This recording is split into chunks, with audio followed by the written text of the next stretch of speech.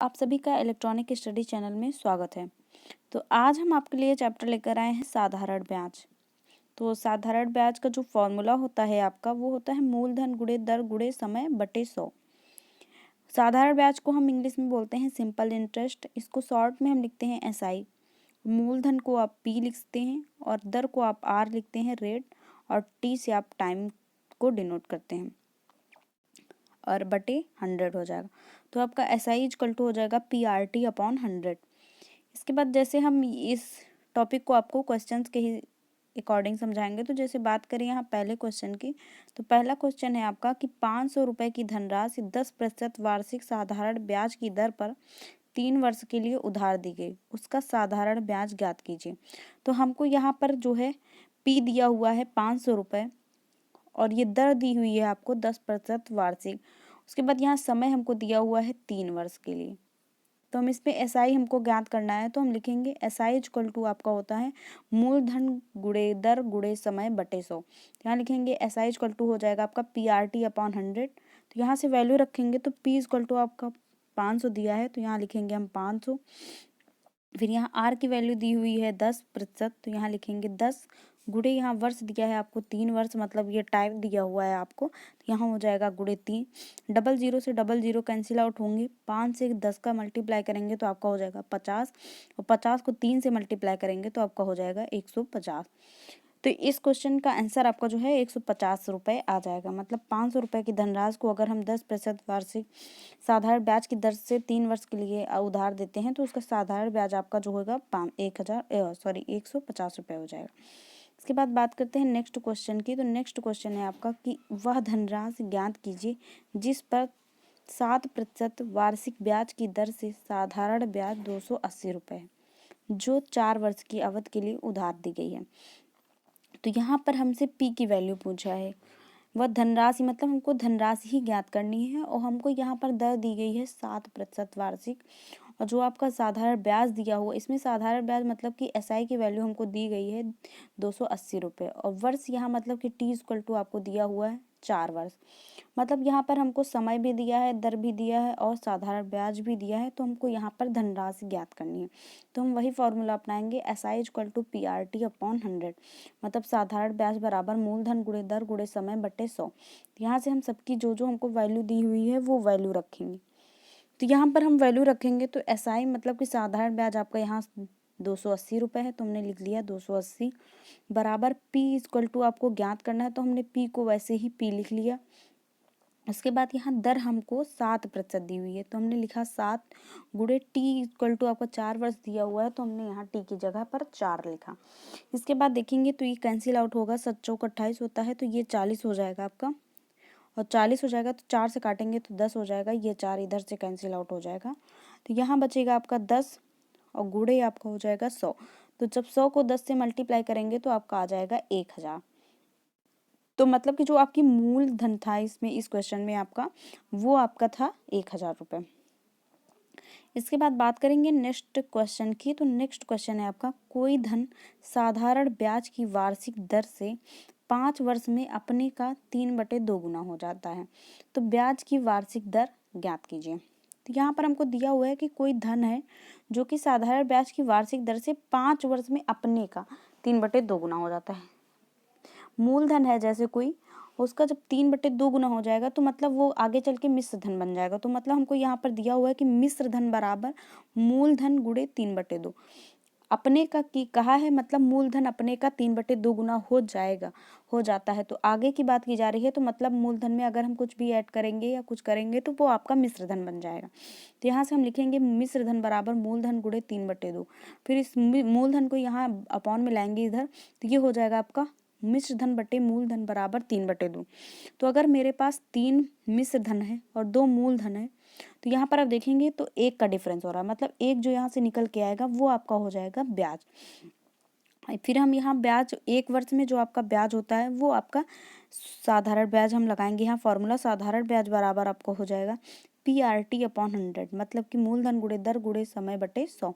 तो यहाँ पर हमको जो जो वैल्यू दी हुई है, तो यहाँ देखेंगे कि ब्याज हमको मिल गया है 1 रुपये का, तो हम ये लिख दिए यहाँ 1 बराबर। आप यहाँ देखेंगे तो यहाँ मूलधन जो है आपका वो 2 रुपये है, तो यहाँ हमने लिखा 2 इंटू यहाँ पर एग्जैक्ट वैल्यू हमको नहीं पता है कि ये 2 ही है या 3 ही है, बस हम जैसा दिया हुआ है उसी हिसाब से करेंगे। तो यहाँ पर आर की वैल्यू हमको फाइंड आउट करनी है और यहाँ पर वर्ष हमको दिए गए हैं 5।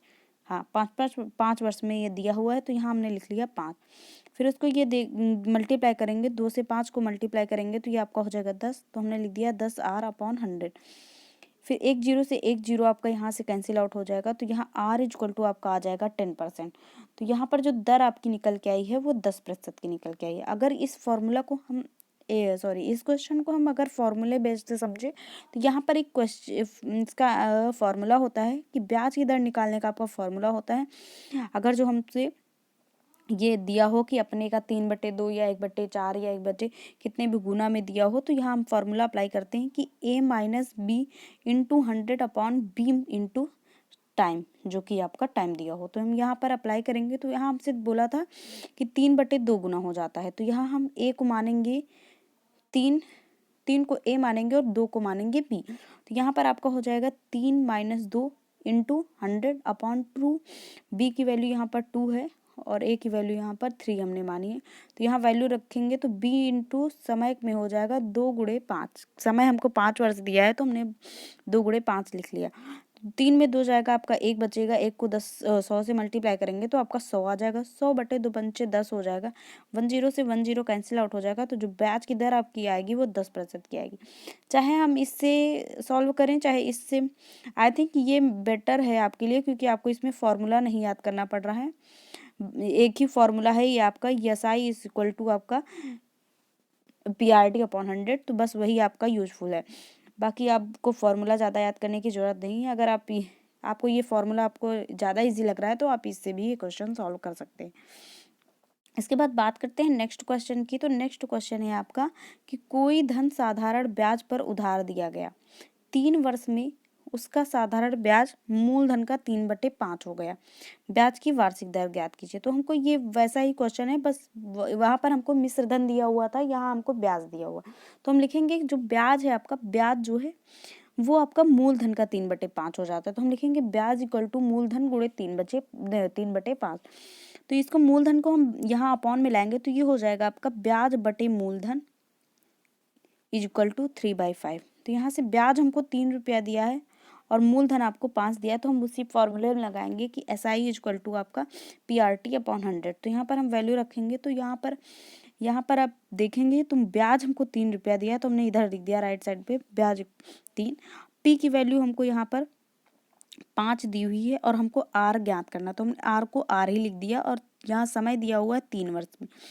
तो 3 वर्ष दिया है, तो 3 से 3 कैंसिल आउट हो जाएगा। 5 से इसको काटेंगे तो ये 20 बार जाएगा, तो R= जो है आपका वो 20% निकल के आएगा। इसके बाद बात करेंगे नेक्स्ट क्वेश्चन की। तो नेक्स्ट क्वेश्चन है आपका कि किसी धन के 7 वर्ष और 10 वर्ष के साधारण ब्याजों का अंतर 150 रुपये है। यदि ब्याज की दर 5% हो तो वह धन ज्ञात कीजिए। हमको यहाँ पर मूलधन ज्ञात करना है और हमसे 7 वर्ष और 10 वर्ष के साधारण ब्याजों का अंतर दिया हुआ है 150 रुपये और इसमें हमको दर दिया हुआ है 5% वार्षिक। तो हम यहाँ देखेंगे, तो यहाँ हम अगर 7 वर्ष और 10 वर्ष का अंतर निकालेंगे तो वो आपका है 150 रुपये। तो हमने इनको 10 में से अगर 7 घटाएंगे तो आपका आएगा 3, मतलब 3 वर्ष में आपका साधारण ब्याज दो है जो 150 रुपये दिया है। तो हमको 3 वर्ष में साधारण ब्याज हमको 150 रुपये मिल गया। तो हम यहाँ पर फॉर्मूला अपनाएंगे कि वही अपना कि SI= PRT/100। तो यहाँ हम वैल्यू रखेंगे जिस जिस चीज़ की दी हुई है। तो यहाँ हमको 3 वर्ष का साधारण ब्याज दिया हुआ है 150 रुपये, तो हमने यहाँ पर लिख दिया 150 रुपये। फिर उसके बाद यहाँ P की वैल्यू हमको फाइंड आउट करनी है, तो हमने लिखा P को P ही लिख दिया। फिर उसके बाद R= यहाँ आपको दिया है 5% वार्षिक ब्याज की दर से, तो यहाँ हमने 5 लिख दिया और समय आपको यहाँ से 3 वर्ष का लिखना है। क्योंकि हमने 3 वर्ष के साधारण ब्याज लिखा है 150 रुपये, इसलिए यहाँ पर हम एक एक चीज़ का नहीं ले रहे हैं। अगर हम इसको पूरे को सॉल्व करेंगे तो यहाँ पर हम ये थोड़ा लंबा प्रोसेस हो जाएगा। जैसे कि हम पहले 7 को लेके सॉल्व करें, फिर 10 को, फिर दोनों का अंतर बराबर 150 लिखे, तो वैसे आपका लॉन्ग मेथड हो जाएगा। लेकिन अगर ऐसे करेंगे आप तो ये आपका इजी हो जाएगा। तो यहाँ पर आपका हो जाएगा 150 बराबर P × 5 × 3/100। तो इसको देखेंगे क्या क्या कटेगा। तो यहाँ इसे 5 से काटेंगे तो 5 यहाँ 15 होगा, यहाँ 30 हो जाएगा और 30 को 3 से काटेंगे तो ये आपका 10 हो जाएगा। 3 से 3 कैंसिल कर हो जाएगा। तो यहाँ आपका पी जो है, पी की वैल्यू जो आपकी आएगी वो 10 गुणे 100 हो जाएगी, मतलब कि 1000। तो यहाँ से पी की वैल्यू आपको 1000 मिल जाए।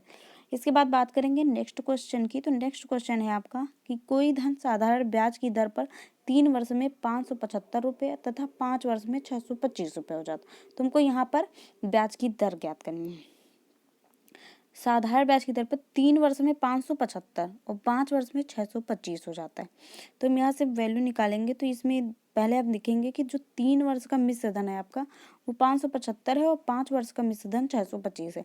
तो हम पहले 2 वर्ष का साधारण ब्याज निकालेंगे। तो वो आपका निकल के आएगा 625 माइनस 575।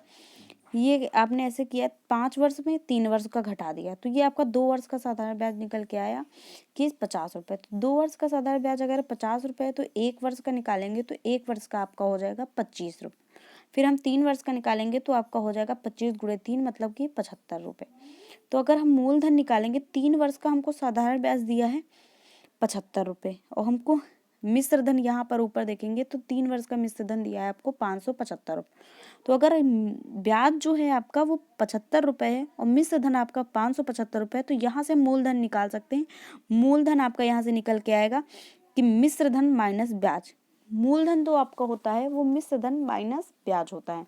और अगर हम बात करें मिश्र धन की, तो मिश्र धन जो आपका होता है वो मूलधन प्लस ब्याज होता है। तो यहाँ से हम मूलधन निकालेंगे तो मूलधन आपका आ जाएगा 500 रुपये।